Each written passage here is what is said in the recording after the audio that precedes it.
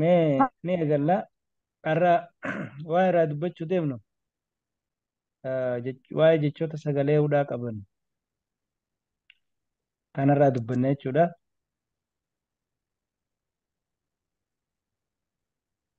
Qubee afaan Oromoo yookaan afaan Oromoo dubbisuu fi barreessuu keessatti wantoota nu mudatan yookaan seerota hordofuu qabnu hedduu irraa haasawaa turre. Fakkeenyaaf dheerachuu sagalee beeynaa, gabaabbatuun sagalee maal ta'u akka ta'e ni beeynaa. Sagaleen tokko yeroo akkam ta'e jabaataa, akkasumatti illee yeroo akkam ta'e laaffataa.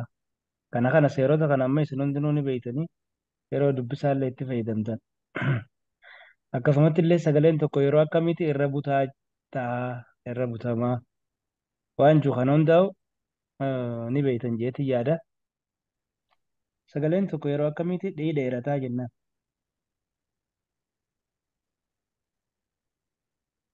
Dubbifatu maal lama ta'een siree barsiisa. Maal jettee? Dubbifamaan lama ta'e miti dheeratu. Sabboonta akkasii miti. Dubbachiistuu jechuudha. Yogguu qubee afaan Oromoo keessatti dubbachiiftuun lama yeroo jiraate sagaleen sanii Dubbachiistuun dheerataa lama jedha. taate dheeratu. Sirriidha. Sorry. Akkas. Faallaa kanaatiin ammoo yoo dubbachiiftuun tokko taate maal jedhama? Hin gabaabbata. Sagaleen sana afaan irratti gabaabbatee dubbataa jechuudha yookaan dubbifama. Sirriidha. Hayyee sabboontu galatoomi. Barsiisaa Sagaleen tokko yeroo akkamiiti barsiisaa jabaa jedhama. dubbifamaan lama ta'e yoo jabaadha. Dubbifamaan lama hogguu jettu. Kan wal fakkaatu moo kan adda addaati moo akkam? Kan wal fakkaatu. Sagalee Sirriidha. jabaa nuu kenna. Dubbifamaan wal fakkaatu lama walitti aanee hogguu barreeffama keessatti sagaleen san ni jabaata. Faallaa kanaatiin dubbifamaan tokko ammoo sagalee ni laaffisaa jedhama jechuudha. Kanaafuu walumaa galatti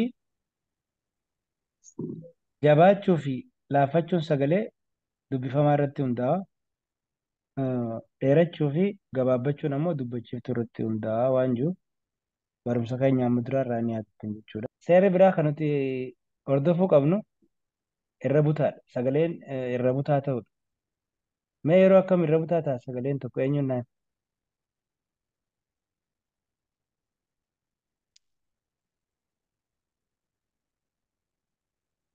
Hin jirtan? Sagaleen tokko yeroo akkamitti irra butaa jedhama? Barsiisaan deebisu. Deebisi. Yoo dubbifamaan lama ta'e ol cinaa walitti dhufu. Dubbifama akkamitti? Fakkeenyaaf raa fi faana walitti dhufee raan irra butaa ta'a. Jechuun Taan irra butaa ta'a. ibsisaa akka sirriidha akka fakkeenya naa kennite garuu ibsisaa Barsiisa. afaan Oromoo keessatti sagaleen tokko yeroo akkamitti irra butamaa hogguu siin jaan akkam jettee deebisuu qabda. Gizee dubbifamaan adda addaa lama ta'ee walitti aanee. Isaani kun kanaan sirraa barbaade barreeffama keessatti yookaan jecha keessatti dubbifamaan adda addaa lama walitti aanee yeroo dhufe inni irra butamaa jedhama inni jalqaba.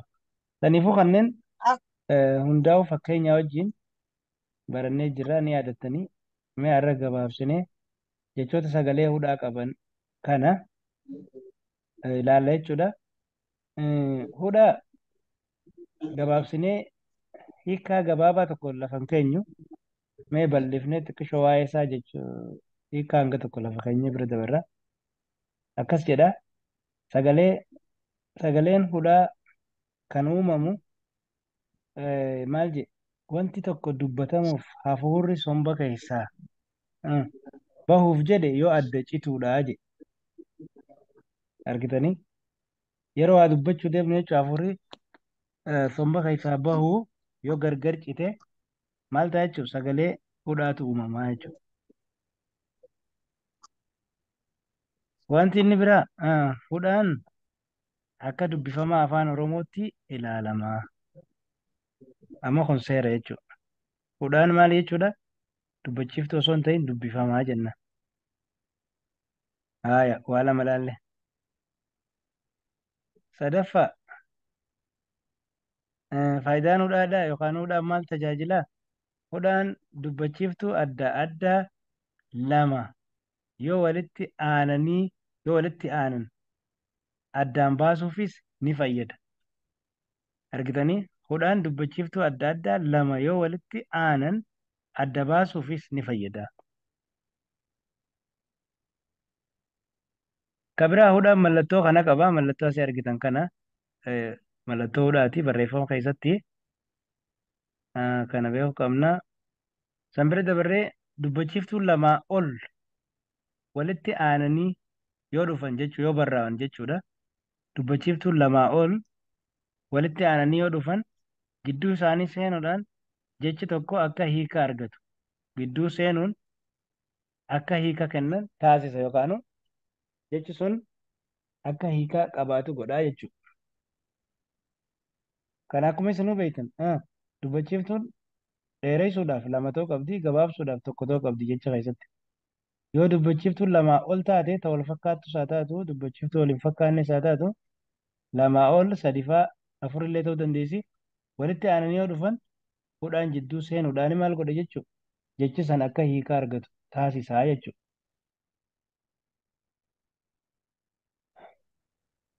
Haaya, wanti inni biraa haala kanaan fakkeenyoti jechoota hudhaa of keessaa qaban ilaaluu dandeenya jechuudha. Amma jecha re'ee jedhu kana yoo fudhattan re'ee jechi kun sila amma hudhaan kun as hin jiraanne maaltu barraa'e jechuudha. Raadhaa fi ee sadiitu akkasi barraa'e jechuudha. Amma kun dheerallee hin jaamu hiikallee hin qabu jechuudha. Saniif hudhaan kun ogguu bakka kana dhufe ree sagalee jettu ree jettee afurri keenya gargar citee achi booda sagalee biraatiin ee duubaa lamaan dheertuu sana dubbisna jechuudha. Saniifuu re'ee maal ta'a jechuudha? Re'ee ta'a jechuudha. Haaya, fakkeenya biraallee ilaallu asitti amma kun maali jechuudha? Qe'ee hudhaan as dhufeet qee jettee sagaleen teessan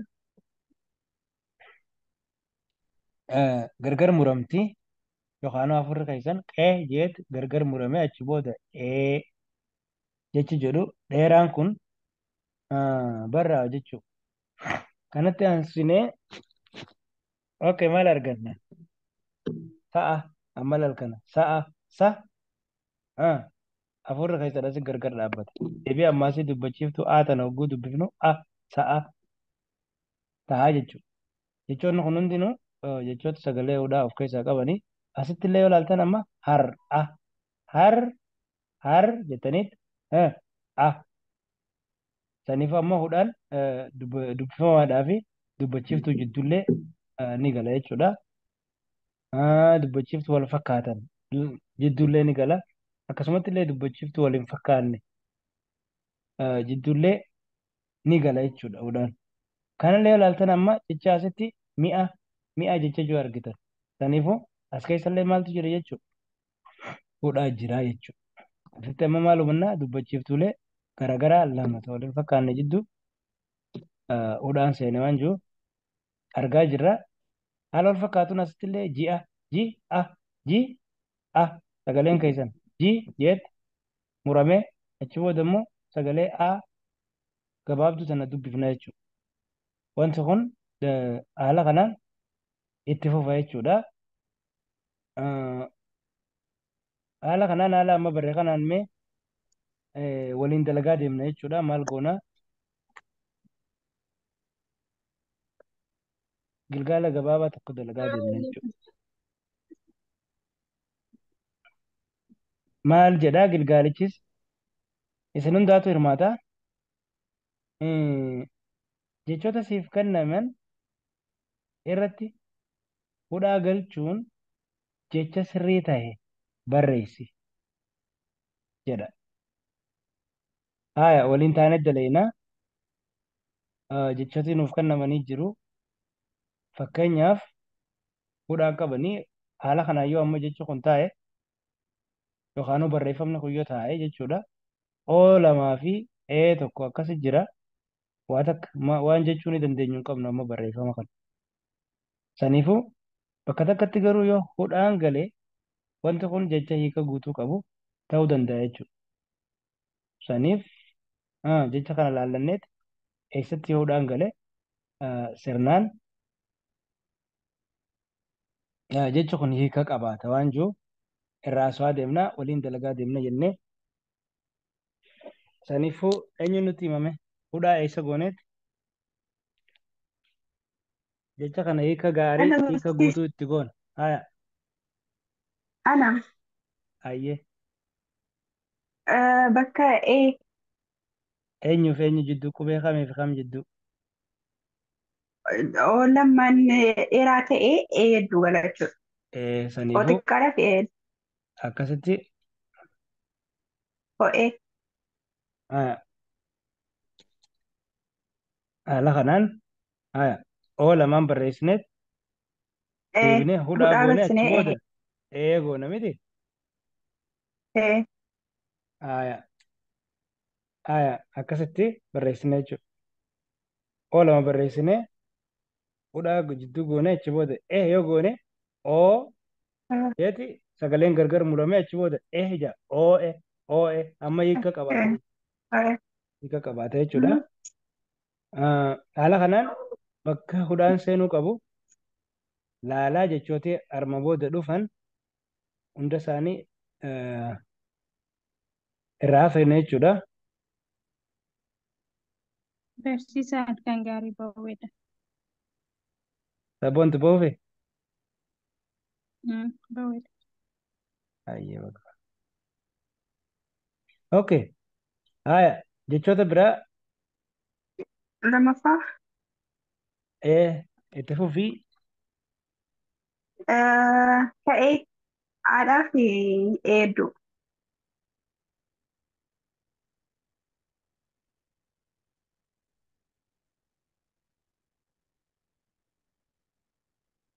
haya jecha ka'eedhaa miti kan itti aanee dhufu kunoo jecha kana Namni jiru. hudhaan bakka kam dhufeeti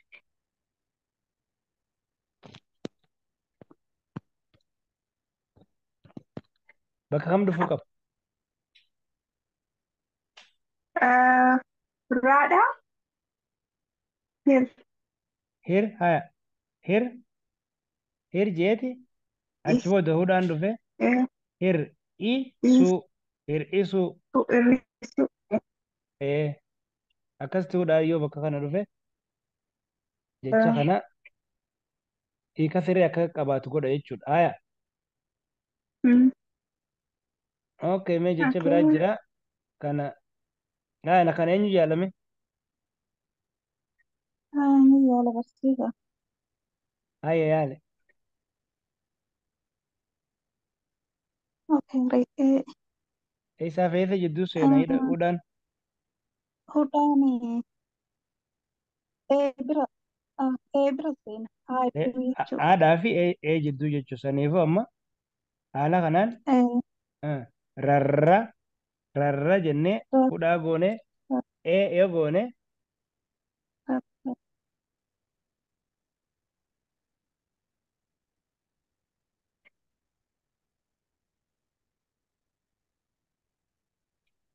rarra yoo goone jechi kun jecha hiika qabaatu ta'a jechuudha.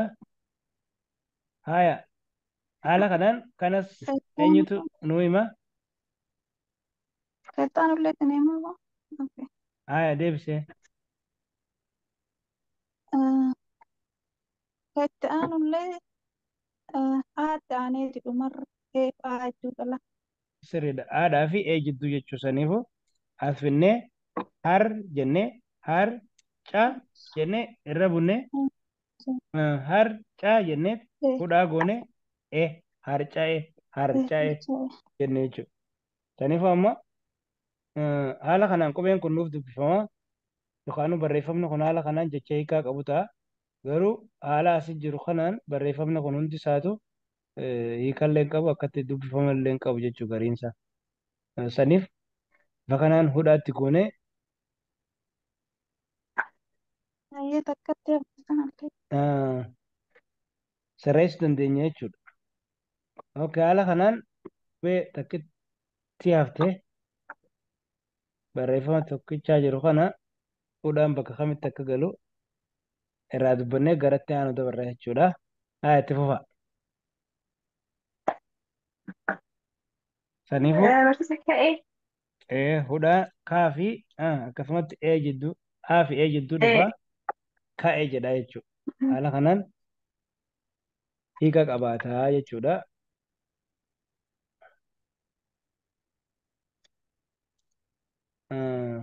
Hudhaa bifa kanaa itti fayyadamne jechuudha.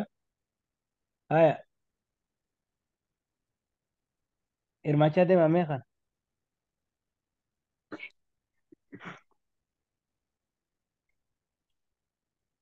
Haya oofaa waliin oofna kun. Ka jalqabaa መጨረሻ kana kunoo kanarratti መጨረሻ አይደለማን dhuma dhuma alamaan hedduu haya mee haa eegallu haa laallu akkas ta'e dhangala dhangala kun akkana ta'a amma dhangala'aa asitti ilaala. Duraan maali sadiitu walitti aanee ture miti asitti sadii walii aanee ture. Saniif hiikaan kennu jechuudha. Hiika sirrii akka kennuuf maali jechuudha hudhaan jidduu seenuu qaba eessa seenuu qaba as jidduu seenuu qaba dhangala'aa ta'a jechuudha yeroo sanii. Okay. Haala kanaan mee namni biraa kana hudhaa bakka itti galu bakka sirrii eenyuun nutti hima.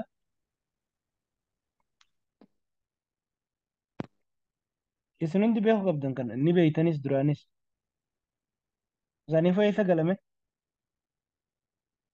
Jecha asii argitan kun hudhaan isaa bakka kam yoo gale hudhaan bakka kam galeeti jecha kanaaf hiika guutuu kannaaf.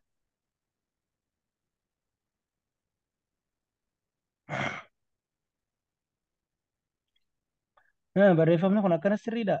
Lamaa fi lama akkana walii aanuun kun sirriidha miti. Saniif eeysan galcha. Hedduudha barsiisa. Fi hedduu. Saniifuu akkas goona asitti maal goona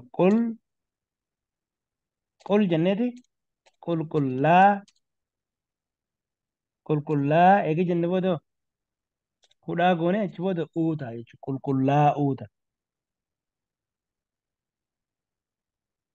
qulqullaa'uuta jechuudha.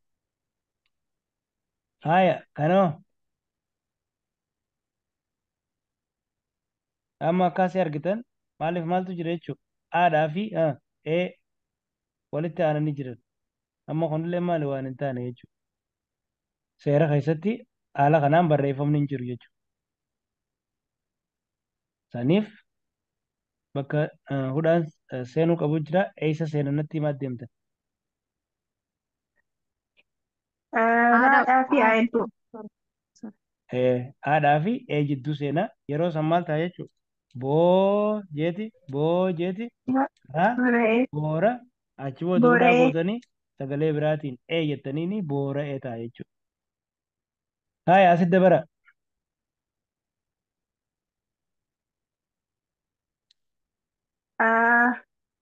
haadhaa fi hedduu daadhaa fi hedduu Saniifuu daa'ima daa jettaniiti. Daa jettaniit hudhaa gootan achi booda hudhaa jettanii goone ma daa'ima daa'ima ta'a jechuudha. Haaya haala kanaan waa'een hudhaadha.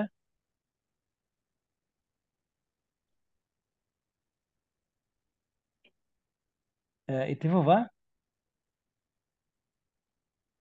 Haaya ammallee jecha biraa kan nuti hojjetanii jira.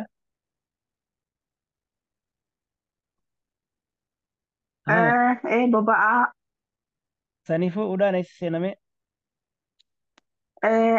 lamaan asitti boobaa jenneeti boba'aa aanni dubbeen dheerata Aan duubaa sanii dheeressinaa boba'aa ta'a jechuudha. Boba'aa. Saniif Yes. amma jechoonni kun hundi jechoota sagalee hudhaa of keessaa qaban jechuudha. Dhangala'aa, dhangala'aa, dhangala'aa jettanii asii murtanii achi booda maal ta'a? Aa jettan. Dhangala'aa. Kunoo asitti qulqu, qulqu, qulqullaa'uu, qulqullaa'uu jettan. Asitti hoo boora, boora, akkasitti hafuurri keessan asitti hudhama jechuudha. Boba'aa, boba, boba'aa.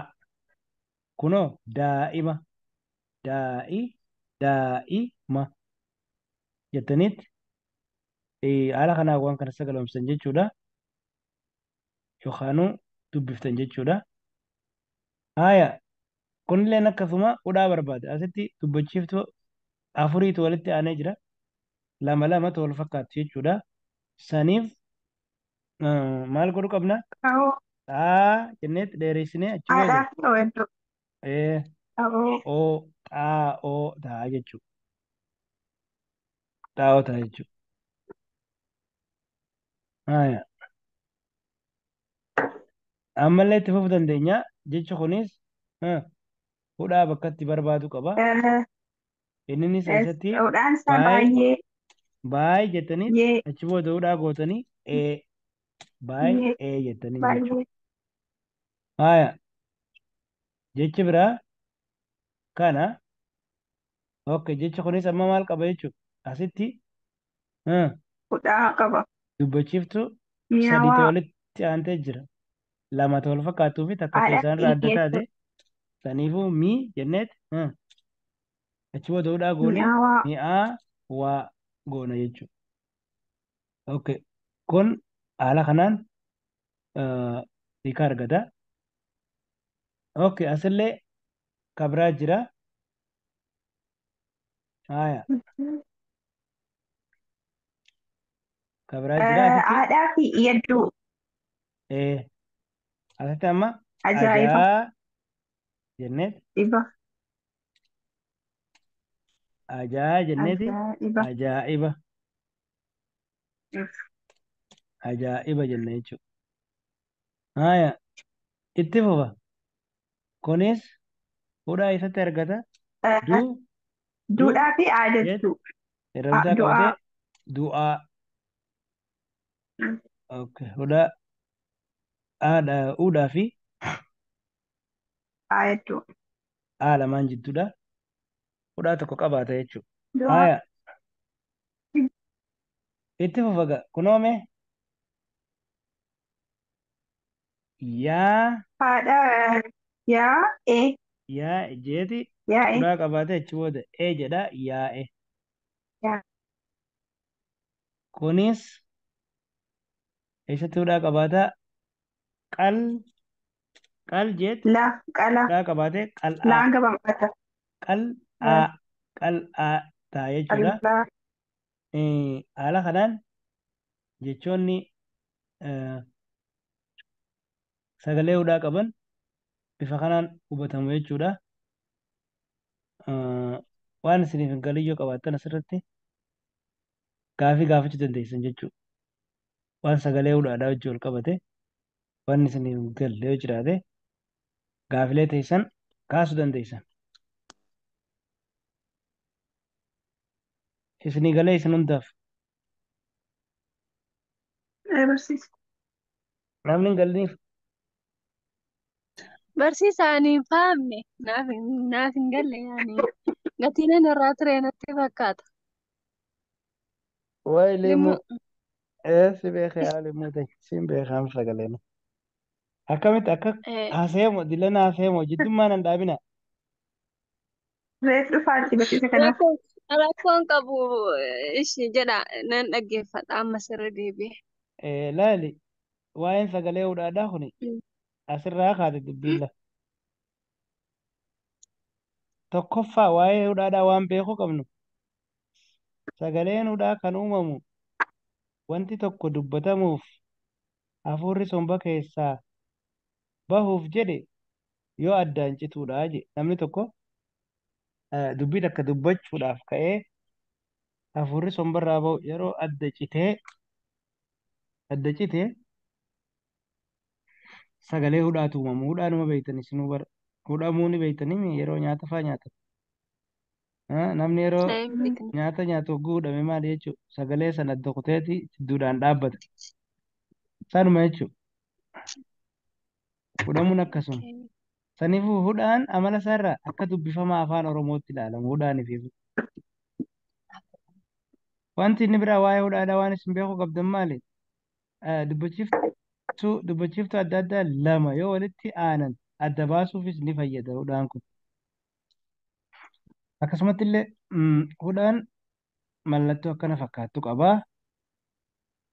San biraan ammoo dubbachiiftuun lamaa ol walitti aananii yoo dhufan gidduu seenuun akka hiika kennanillee ni taasisa hudhaan kun. Saniif waa'ee hudhaa bifa kanaan erga hubattanii booda jechoota sagalee hudhaa of keessaa qaban argattanii re'ee, qe'ee,